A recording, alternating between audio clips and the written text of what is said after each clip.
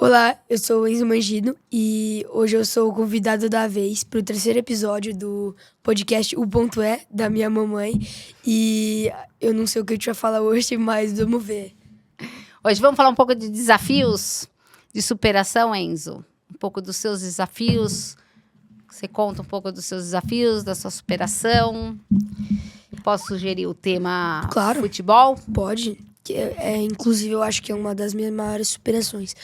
Porque um tempo atrás, quando eu era do Sub-9, eu tinha 9 anos na época, eu passava muita dificuldade no futebol, porque eu não era tão bem relacionado com os amigos que treinavam comigo. Eu acabava sofrendo um pouco de bullying, né? De alguns artefatos. E eu tinha dificuldade de jogar bola por algumas outras coisas também que envolviam e eu acaba não me desempenhando muito bem.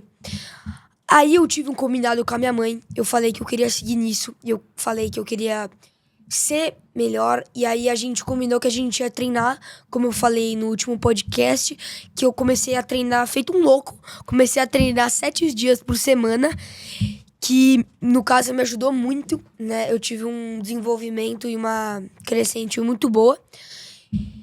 E naquela época, quando a gente joga futebol, a gente tem convocação, né? Quando a gente é relacionado para um jogo ou não. E nessa época eu não era relacionado para nenhum jogo, nenhum. E eu ficava... Peraí, eu quero falar. Fala. Nessa época, eu tinha que estar todo treino. Sabia que ia ter convocação. Eu chegava antes, porque eu sabia que ele não ia ser convocado. Então, ele sairia chorando. Então, eu fazia questão de nessa... Mesma coisa que eu falei que às vezes eu não vou. Quando eu sei que é necessário, eu fazia questão de estar lá. Então, eu sabia que ele ia estar chorando. Não. Então, eu ia te buscar. Você lembra que eu ia te buscar? Chorando não, eu ficava triste, né? Tá bom, chorando não. Você saía com a cabeça baixa. Eu ficava de cabeça baixa por causa que eu via todo mundo sendo convocado e eu nunca era. Durante um período de 1 ano e meio, quando... eu comecei a realmente treinar mesmo. Mas calma, quero falar mais uma coisa. Eu acho que a diferença que tem, de novo, não é sobre certo e errado, é sobre o que eu queria com a situação. Não adiantava eu reclamar, ficar puta com o professor, que nunca convocava, como eu escutava muito. Não adiantava eu reclamar dos amiguinhos que não... Não adianta. É dar força, é mostrar a capacidade para o seu filho. Então, o que eu sempre quis é que ele entendesse o seu potencial. E não crescia e não ficava no foco do que esse professor tem que convocar, que esse professor... Não. Nunca. O professor, sempre falei para o meu filho, o professor está certo. Se ele não te chama, o problema é seu e não dele. E os amigos, se naquele momento não eram amigos, não queriam introduzir, o problema não são eles, né? Até porque não é problema. A questão é assim, eu sempre dizia pro Enzo, como é que você vai conseguir se introduzir nessa turminha? Como é que você vai conseguir? Podemos fazer isso, podemos tentar aquilo. Então, essa diferença de olhar muda completamente o objetivo da situação. Então, continua. Voltando à história,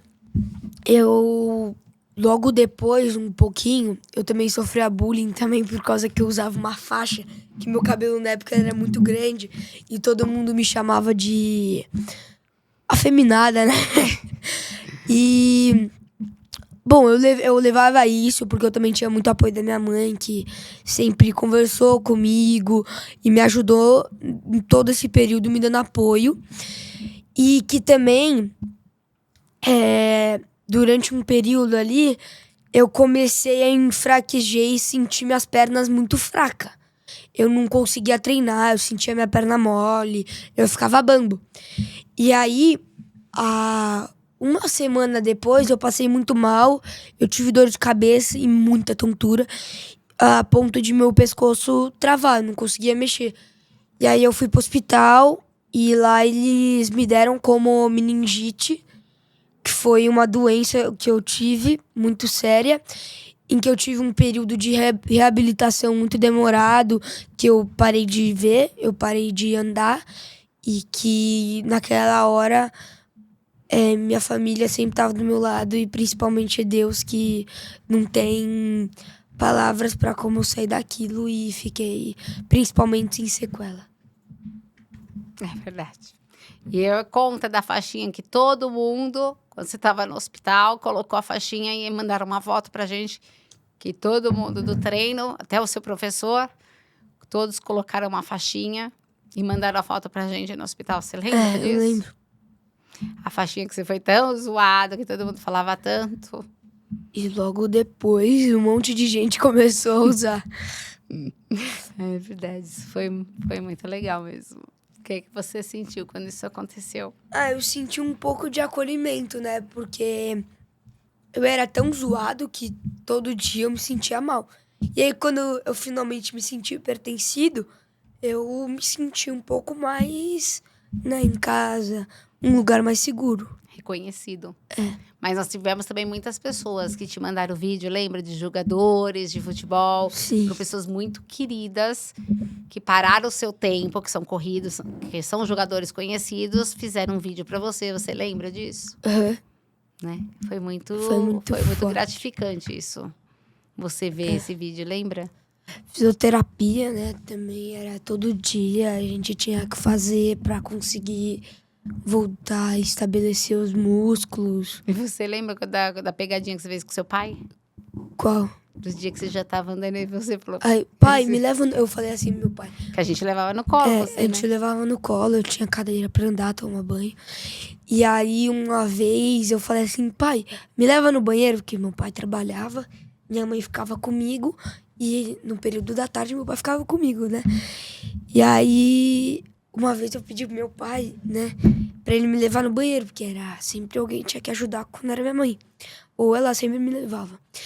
E aí, ele foi pegar a cadeira, e aí, quando ele voltou, eu comecei a andar e fui no banheiro sozinho. É verdade. Verdade. Foi muito emocionante. Foi mesmo. Eu gosto de falar dessa história, que eu choro muito dessa história. Eu senti o poder de que é andar, né? Porque quando a gente só valoriza o que a gente tem, nem que seja os mínimos detalhes, que é muito gratificante poder andar, poder ver e, né, poder ter essa percepção de um mundo diferente.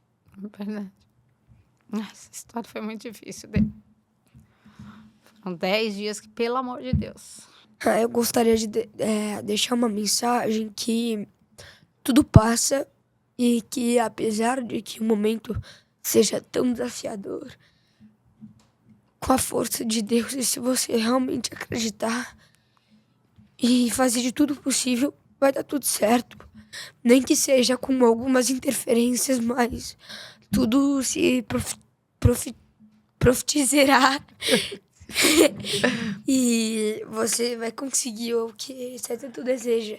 E também ser grato pelo que você tem. Porque quando você perde tudo, aí sim você valoriza os mínimos. É verdade. É verdade. Acabou pesando o clima. Parece que eu não queria falar. Eu sabia que ia pesar o clima. Ai, eu adoro vocês. Pensando que eu tô quase morrendo aqui, tá pensando o clima. Era isso mesmo. Ai, te amo. Também. O ponto é, e todos os episódios vão ser sobre isso. Não, O ponto de cada um e a transformação de cada um. porque cada um tem sua própria história. Exatamente. E você é o herói de sua própria história. Exatamente. E ninguém pode viver ela por você. Então viva por você mesmo. Exatamente. Todos nós temos um potencial. Às vezes só está adormecido. É mostrar que o ponto é de cada um. Agradeço por estar aqui participando desse momento tão especial na minha vida. Por esse filho incrível que você é. Te amo. Também te amo. Obrigado por assistirem e voltem na próxima.